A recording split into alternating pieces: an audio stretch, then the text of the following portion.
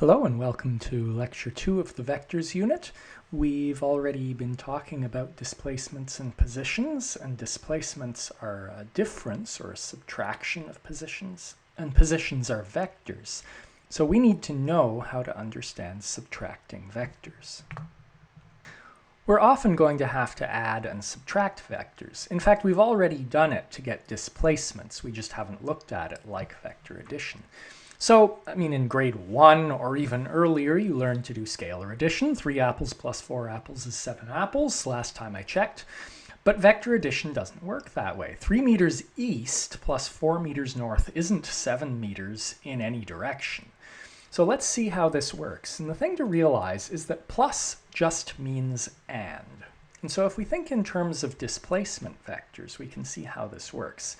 If you start at some location, you walk 3 meters east, and, notice the and then you walk 4 meters north. What is your total displacement vector? Well, it certainly isn't 7 meters long. Your total displacement vector is going to be a vector that points from where you started to where you finished up. And so there it is, and a little bit of trigonometry will show you that it's 5 meters, roughly 53 degrees north of east.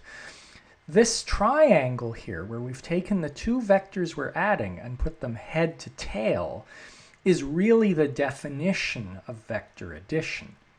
And you see, it doesn't look much like scalar addition, and it doesn't give an answer anything like what scalar addition does. So this is what we say this is what we mean when we say C is A plus B, where they're vectors, written either way.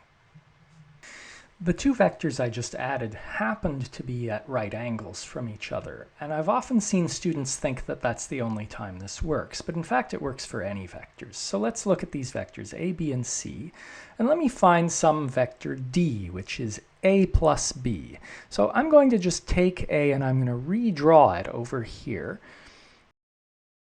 Now I'm going to redraw b, and notice I'm going to put them head to tail, because that's what we just saw. That's how you do vector addition. You take the two vectors and you put them head to tail.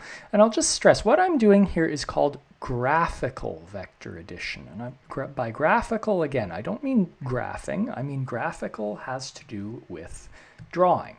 So there we go. There is D, found from A and B. And the thing to notice is the last step. We started over here, drawing A, and we finished up over here, drawing B. And so D points from where we started to where we ended up. So now I'll just quickly do E, and just remind you that you can always just slide vectors around. So I'm going to do just that, partly to speed things up here. So there's A, and now I'm going to take C, and I'm going to put it head to tail with A. And so there is E. An important special case is when the vectors are parallel or anti-parallel. So let's just do A plus B with these new vectors. So here's A. Here's A.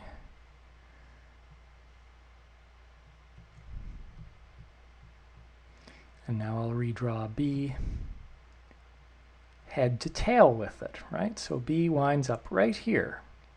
And now remember, we started right here and we ended right here. So we have to draw our result in starting there and ending there. And just because it's very unclear otherwise, instead of putting it right on top of them, I'll just displace it a little bit to the side so that it's visible. So there is D.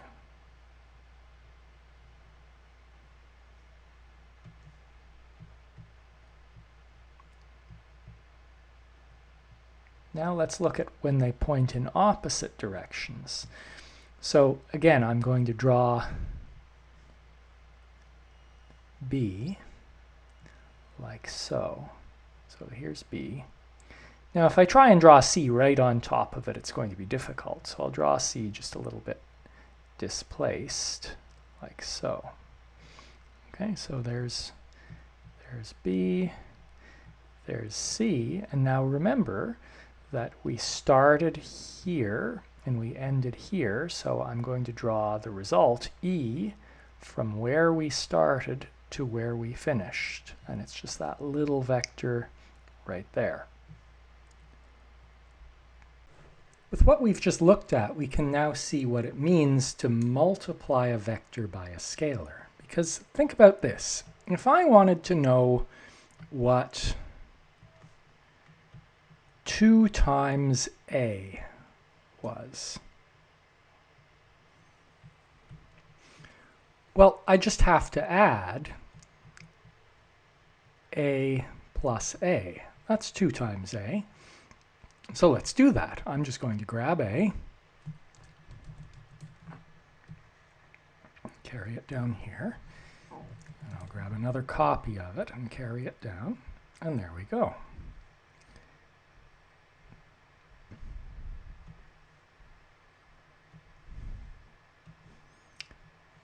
There's 2A.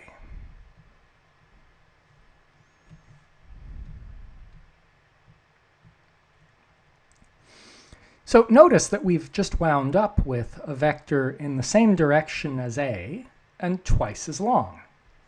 So similarly, 3A would just be the same thing. It would be a vector a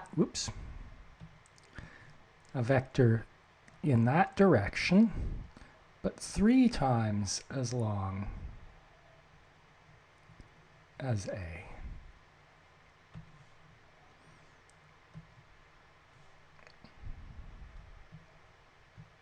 Okay, or 2.5A, and so on. So what if we multiply by a negative? Think about what negative A looks like. Well, what we know about negative A is that A plus negative A must be 0. I mean, that's what we mean by taking the negative of something. So if I grab A, and now I'm going to say that negative A is the thing that points back in the opposite direction. Oops. Negative A would point back in the opposite direction so that wherever we started, that's where we finish up. So there's negative A. And so now you see what the negative means. Just flip the direction. Right? So if I have some arbitrary vector, here's, you know, some vector, I don't know, Q. The negative Q is just, oops, negative Q is just this vector.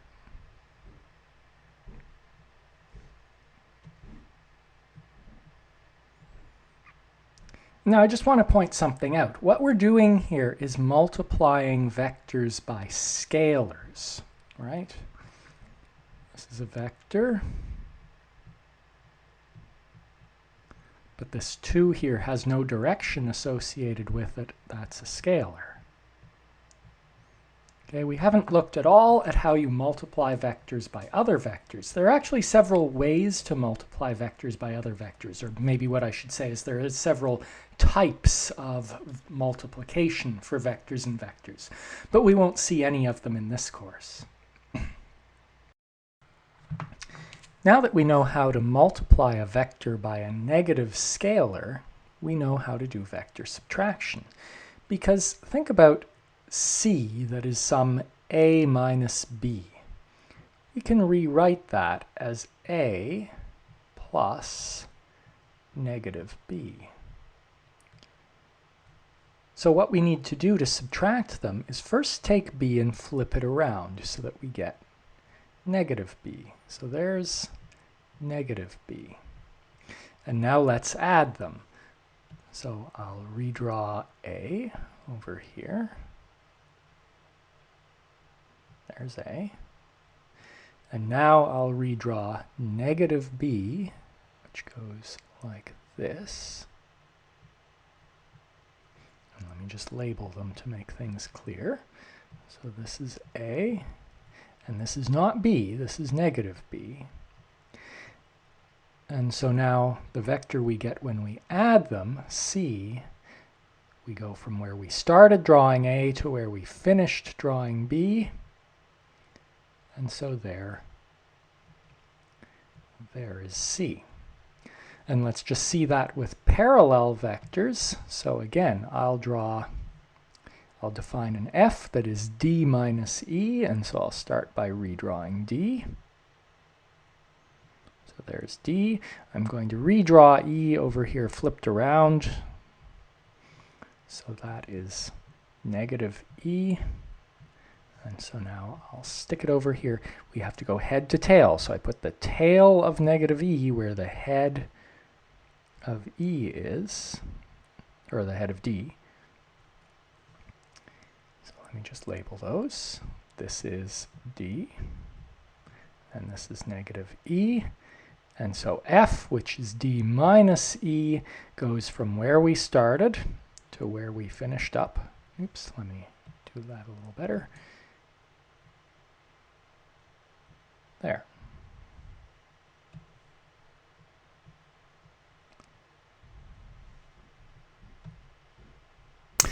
How do we know whether a number is negative or positive for that matter? Well, the simple answer is we figure out where that number lives on the number line. If it lives to the left of the 0 on a number line, then it's negative. And if it lives to the right of the 0 on the number line, then it's positive. And so if I just give you some number a, and I tell you where it lives on the number line, then you can tell me whether it's positive or negative. You can see that this number a is apparently negative. Okay, well, is this aardvark positive or negative? Well, I hope you're saying that's ridiculous, Jeff. Aardvarks don't live on number lines. They live in savannas and brushlands of Africa. And so it's a totally meaningless question to ask whether an aardvark is positive or negative. Well, so now I'm going to ask you whether this vector is positive or negative. I hope you can see that this question is exactly as ridiculous as asking whether the aardvark is positive or negative. A vector isn't a number. It doesn't live on the number line. It's an arrow, and arrows don't live on number lines. And so vectors can't be positive or negative. It's meaningless to say that a vector is positive or negative. You might be confused by the distinction between something being negative versus multiplying something by -1. Let's say a is -3 and d is 4 meters. They're scalars. A is negative, d is positive. If I multiply them both by -1, I have the things that we call negative a and negative d. But negative a is positive, negative d is negative. The negative signs in front of them don't tell us whether a or d are positive or negative.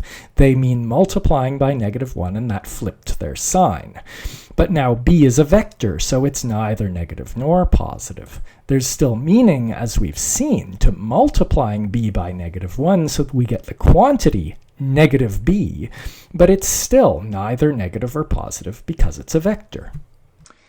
We've seen a lot new in the last 2 lectures, so let's just take a moment to summarize. Vectors have a size, we call it magnitude, and they have a direction. And they're independent of how you define your coordinate axes. And since they're defined by their magnitude and direction, you can slide them around as long as you don't change their size or which way they point. You can slide them around and they remain the same vectors. To add 2 vectors, you stick them head to tail, and you draw a new vector from the tail of the first one to the head of the second one, and that's the sum. You multiply vectors by scalars just by stretching them or contracting them for scalars less than 1, and if the scalar is negative, then you flip the direction of the vector. And that gives you your way of doing vector subtraction. You just take the vector being subtracted, so here I've taken b, and you flip its direction, and now you add them.